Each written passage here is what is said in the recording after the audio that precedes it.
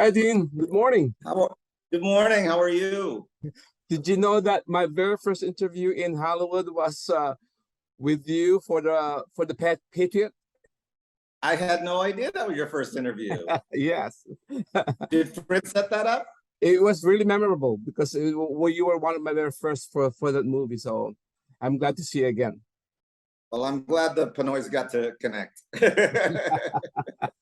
So congratulations again on this film, The Deal, and your many projects. You're such a busy man. So let me start with my first question. How did you and Somali come to collaborate on The Deal?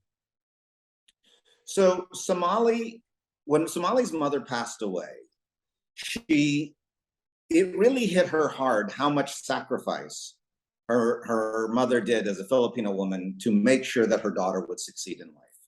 And it really hit her in a profound way. And so she wanted to tell the story, but she wanted to tell it in more of an allegory. So she developed the script for The Deal. And she and my wife are very close. And she brought it to Lisa, my wife, and Lisa brought it to me. And we all sat down and talked about it. And it was such an intriguing idea because I can't remember any other post-apocalyptic sci-fi film that was a mother-daughter story. And it really felt fresh and unique and had a great new perspective. So we set out to go make this movie. And following up on that, as his film producer, how inspired are you, having a Filipino mom yourself, that Somali dedicated this film to her own mother, who in turn inspired the story of The Deal? I'm sorry, I missed the question. As the film's producer, how Yep. inspired are you, having a Filipino mom yourself, that Somali Sure. dedicated this film to her own mother, who in turn inspired the story of The Deal? Well, I think, anyone who had a mother who sacrificed for them can relate to this film. Especially, for me, because I'm half Filipino and my mother was Filipino and I was raised by a single mom. So I get that dedication and that sacrifice. But I do think that the mother-daughter relationship is very special. It's kind of like the father-son relationship. There's a unique connection, and Somali nailed it on the head in the script, and she really channeled her mother playing this part. The greatest comment that I've been getting since the movie's been being seen by people is they keep saying, I never expected this movie to go where it went. I never expected the ending that it has. And so much of that has to do with it being this personal story inside of a sci-fi thriller. And Somali has stressed that she noticed that American dystopian films are, quote, notorious, unquote, for their lack of diversity, and that she wanted to address that with a diverse cast and crew of The Deal. Can you please comment on that? Well, I think that the reality today is if you don't have a film that's diverse, it actually feels very old-fashioned.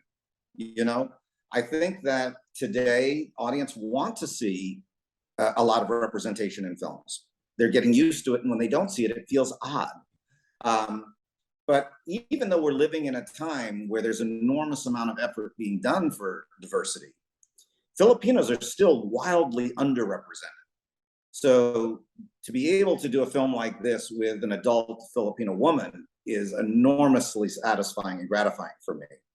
I feel like we're starting, with people like Joe Coy and things like this. We're starting to crack, but more work needs to be done, and I'm happy to be part of it. And you and Lisa make up one of the most creative power couples in Hollywood. So can you talk about your partnership, because she's also an actress. She's also worked behind the scenes with you. So it's a very interesting collaboration. So can you talk about your partnership with Lisa? Well, I met Lisa as an actress, but in the years since, I've watched her develop as a producer. We've now produced 2 films together. She directed and produced a short film that's won all kinds of awards. She's about to begin production on a movie she wrote. So it's, as a former actor myself, who then went behind the cameras, to watch my wife go through that journey, it's enormously rewarding. especially because she's good at it. Because if she wasn't, then it would be really difficult. But she's really got a talent for this. And, you know, she spent a life in the theater. You know, she was acting since she's 8 years old. So, you know, we do the Malcolm Gladwell thing, she has more than the 10,000 hours needed to succeed at this. So it's really been a joy watching her develop these new skills in directing and producing and writing. And you are now on season 2 of Almost Paradise. Congratulations. What has your experience been like shooting the series in the Philippines, in Cebu in particular? And can you also talk about the amazing talent pool in the Philippines, especially actors? Well, you know, the thing about being in the Philippines is that it's the first Western scripted series to ever be done in the Philippines.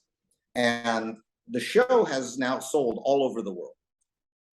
And I'm so gratified, but also perplexed by all the emails and texts I get from Filipinos around the world, because a lot of these texts and DMs are from Filipinos like, oh, seeing my home country, it brings back such wonderful memories. Thank you for letting me see our culture and Filipino faces. And that's wonderful. But I also get a lot from Filipinos who were not born in the Philippines, who've never been. And they say things to me like, I had no idea that there were beautiful resorts in the Philippines. And that shocks me, because obviously the most beautiful resorts in the world are in the Philippines. And, you know, it just shows you that so much of our representation has been focused on poverty and not the wealth of culture, whether it's food and dance and art. And you know, over the last, I'd say 15 years, the quality of filmmaking, whether it's in front of the camera or behind the camera, has really risen to a world-class level. You know, we have now world-class DPs, world-class directors, world-class actors, world-class production designers. And a lot of people didn't know that. And they're just starting to learn that. You know, when I did season 1 of Almost Paradise, I couldn't sell it anywhere in the world because no one believed that we were going to get the kind of quality that we could out of the Philippines until they saw the series. Now we're sold everywhere. So it's been so wonderful to be able to showcase the enormous talent that has been developed in the Philippines over the last several years, and to see, these actors that are very well known in the Philippines, but not really known anywhere else, and to watch people react to them and see how they've been exposed. It's very rewarding. Great answer. And speaking of world-class representation, maybe you're aware of some of the actors, but this year there's a great trend now on Filipino actors, not very well known in the Philippines. They're just playing supporting actors. But this year we have 3 actors making headway in European films. Devlin in Triangle of Sadness, which won Palme d'Or in Cannes.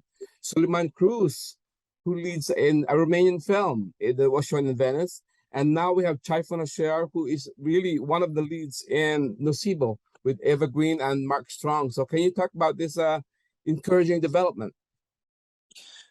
Well, you know, I think for the longest time, Filipinos were forced to play other races because nobody wrote for Filipinos, right? Or didn't think about Filipinos. And I think we're seeing now the crack in the glass ceiling, and we're seeing opportunities start to evolve. And, you know, they say that luck is when preparation, you know, meets luck. You know, that's when things happen. And I think this window of openness to seeing Filipino actors is happening just at the moment that the Filipino talent has reached such an enormous level. So I think we're going to see more of that. You know, I got to cast this season in the show Max Collins, and I think a lot of people are going to be very surprised by her. So yeah, it's really fun to watch the reactions of people to the enormous talent that they didn't even know existed. So Dean, thank you very much, and congratulations to you and Lisa. And again, great to see you again, however, just by Zoom. So, and again, good luck with your other productions. Thank you so much. It's good to see you again.